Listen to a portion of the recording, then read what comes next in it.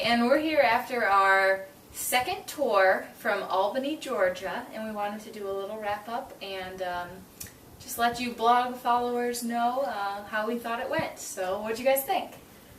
I thought it went really well. It was very different than Wilkes County, but just in a really good way. I think what we're going to find is probably each site has its own unique, fascinating story.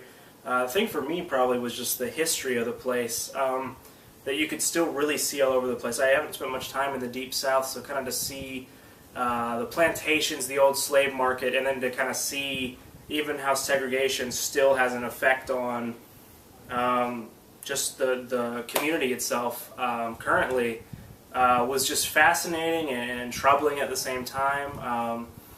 But overall, very good visit. It was very encouraging to visit with a community that sees the obstacles so clearly and is doing a lot to try and work through those things.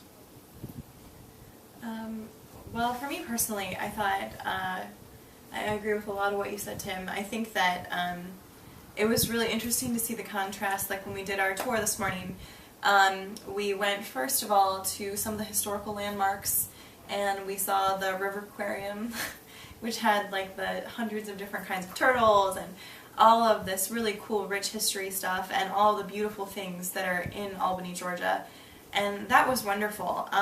But then, for the second half of the tour, we drove around to some of the poor and the more rundown neighborhoods, and I asked them, so what is the statistic, when you look at how many people are living in this one neighborhood, which was very rundown, and she said it's about 96% African American. And it just really struck me how divided the town still is when it comes to people who live in poverty and people who live in the middle class, and I found that to be kind of disheartening a little bit.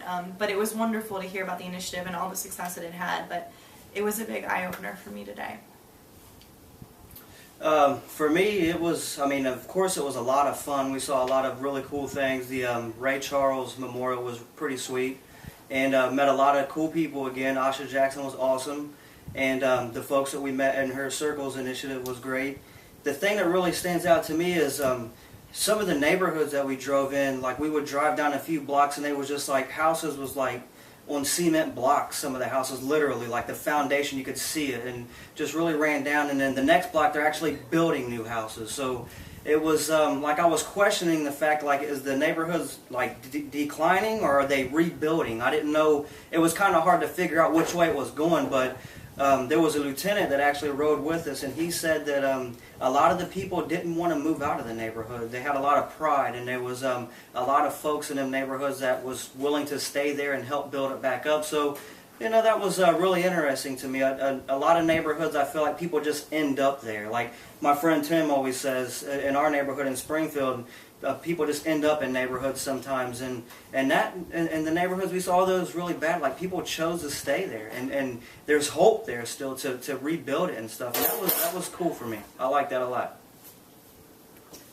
I think what I saw was just the people who I met in the Circles initiative, how much they really took pride in Albany, and how much they really felt the Circles initiative was making a big difference, even though they just graduated their first big Getting Ahead class. And everyone who was involved, even though it was a fairly new initiative, everyone who was involved was just really proud of what's going on in Albany and really pitching in to do their part. And I just thought that was a unique aspect, and it was great to meet so many people. So, all right, well, those are our thoughts. So check back with us next week as we visit Pensacola, Florida on Monday.